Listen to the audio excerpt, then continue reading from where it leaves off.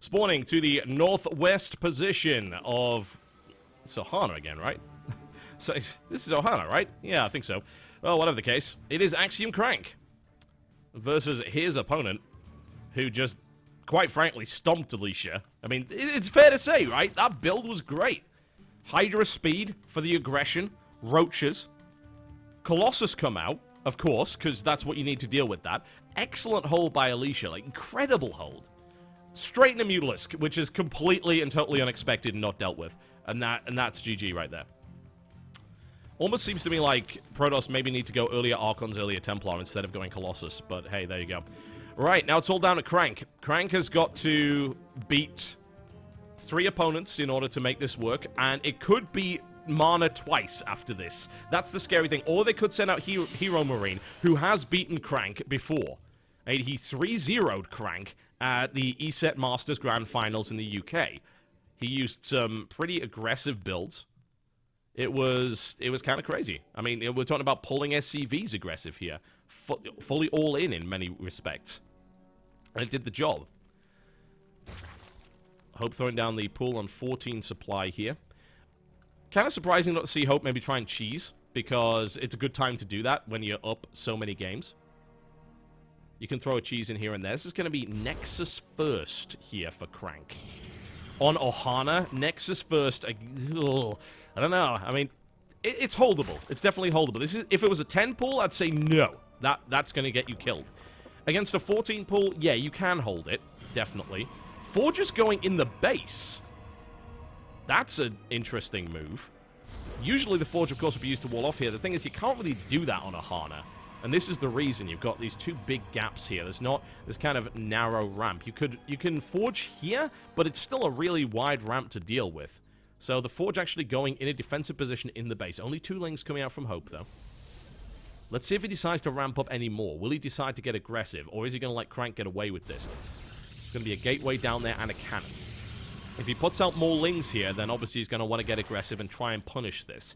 I don't know if he can, though. I think Crank might be in a good enough position to defend it. We'll see. Does he build a surge of Lings? He's only got 1 lava. Let's keep an eye on this. Or does he build more drones? He's building more drones and a queen. Alright, so it looks like we're not going to see any aggression, at least early on here from Hope. Which is fine. Again, I don't know how much you can really do here. You can maybe get into the base with a couple of Lings and do some damage here and there, just early harassment, that's really about it. So, Hope's going to play the pretty standard style against this, which is, of course, to go for another base. And the question is, what does Crank do from here? Do we see more Phoenix harass, which Hope dealt with very easily by simply building more drones? And it was also spotted at a very inopportune time there for Alicia. Or, do we see something a little bit different? Do we see gateway pressure? Do we see Crank try and push him with a Mothership Core? Crank does have this nasty 4-gate Blink Stalker Mothership Core build. We are seeing Protoss ground weapon go down, so that could, of course, be indicative of many things. Interestingly enough, he also kind of hides the Forge back there, although I think that's been spotted. He hasn't spotted the research, though, so he's not 100% sure what's going on yet, but he can be pretty confident of it. With no Stalker out in the field, there's no way to get rid of those Overlords. And for the next few minutes, we will not really see anything. What is he going to try and do? Well, Probe's now moving out, so most likely he's going to try and attack the 3rd base with Zealots. That's the standard thing to do here. The thing is, Hope also knows this, because, again, it's very standard in this matchup, so the question is, what do we see? Unless we see some weird proxy play, which is kind of unlikely. Ooh, he needs to be careful not to get spotted. Okay, he's moved out there. The question is, will Hope actually realize, uh-oh, there's a probe there, maybe he's building a proxy, or will Crank actually just go home with it? Currently, it looks like he's going home with it, which is kind of surprising. I would have thought he would have tried to put a proxy pile on there to menace that 3rd base. Apparently not. Mothership Core coming out right here, and Hope is now powering drones, because he can. There's no harassment coming in here. There's no Stargate, no threat of an Oracle. So he doesn't have to do anything but build drones. However, here's the Twilight Council. You know what I was saying earlier about that Blink Stalker build? That's a possibility, or it could be DT. See how many gas he's got.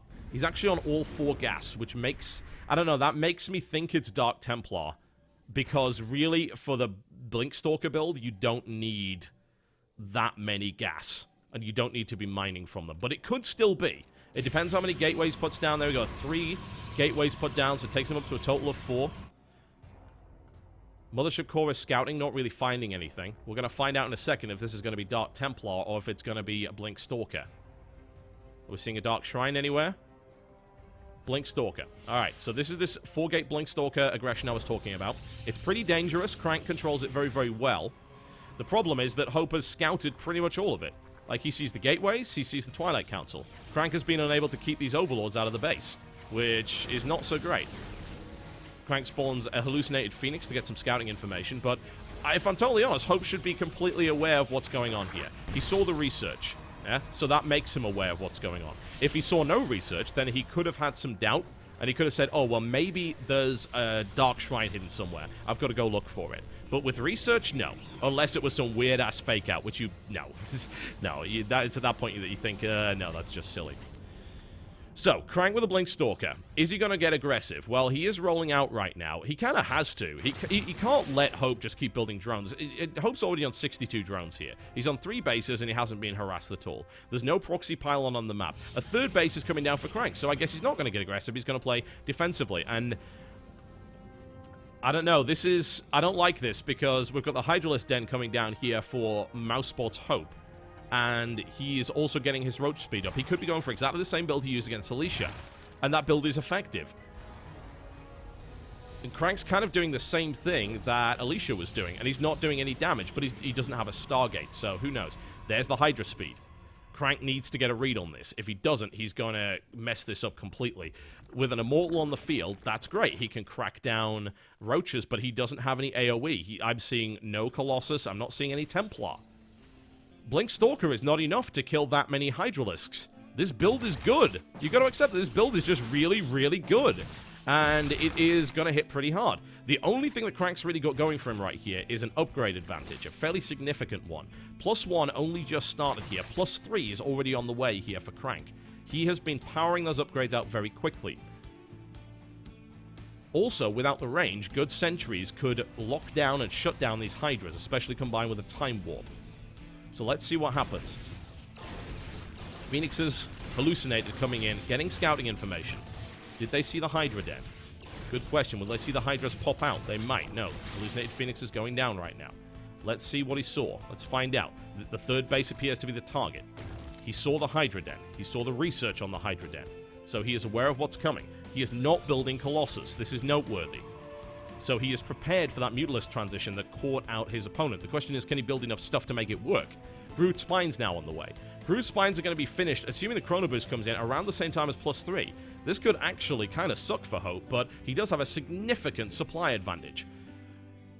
With gateways, with cannons, with force fields, and with the core, maybe he does this. But the risk is, of course, Hope is actually going to go for the natural here. He's drawing his opponent out of position. Crank, however, spots it. He's now moving back in. The run-by comes in. Zealot just trying to move in to block this off. There's no AoE here. This is going to be dangerous. He's also engaging away from a Nexus, so we don't get to see any of that overcharge. Roach is getting in very, very close right now. We've got to see some good Blink Stalker action to make this work here. And the sentries are doing pretty well with the force fields right now. Oh, Crank with the aggressive Blink goes in right there and smashes through that Hydra force. Nicely defended. Crank shuts that down completely. Surprisingly enough. Those Immortals stay alive. They contribute very well here, and the overcharge defends. Now Crank's in a good spot. He's in a very good spot, in fact. The Mutalisk transition's not coming in. He's got to be careful. Thankfully, Crank is not making any sudden judgments. Now he has +3. He has a massive upgrade advantage over his opponent, and he's now going to push in with Immortals, with Sentries, with Stalkers, and a Mothership core. Is there energy? There is. Time Warp is available here. He's got his Observer out. He's going to push this back. Needs to get a read on... Oh, there's a Hydra flank being set up. He's got to spot that.